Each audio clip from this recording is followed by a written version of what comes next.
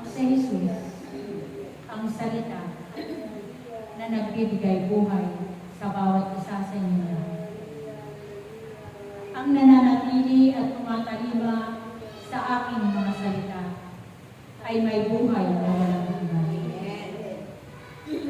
Ako ang buhay, ang katotohanan, at ang buhay na walang hanggan. Ang nananalig sa akin kailanman ay hindi na magugutom.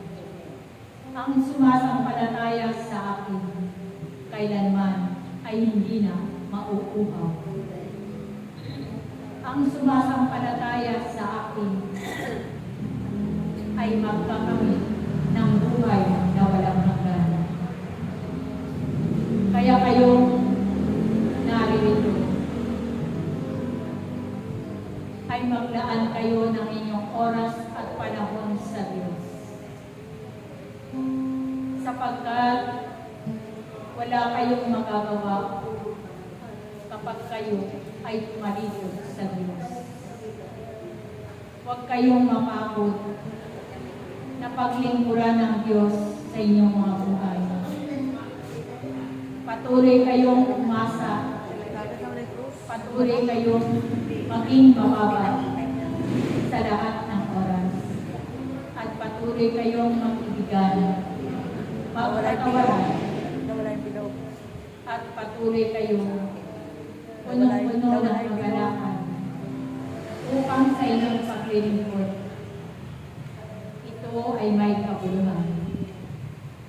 Kaya ang bawat isa na narito ay patuloy na kayo'y pinatatawad ng Diyos.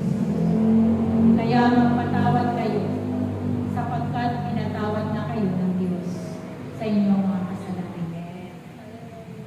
Patuloy ninyo na gamitin ang inyong mga kamay upang magpuri sa Diyos. Patuloy na gamitin ninyo ang inyong mga dila sapagkat ang dila ninyo ay binakunan ng Diyos. Naway ang mga dila na iyan, ang lahat ng mamumutawi ay purong kabutihan at hindi kasamahan. Sapagkat hindi na ninyo dila ang inyong mga dila, sapagkat yan ay dila na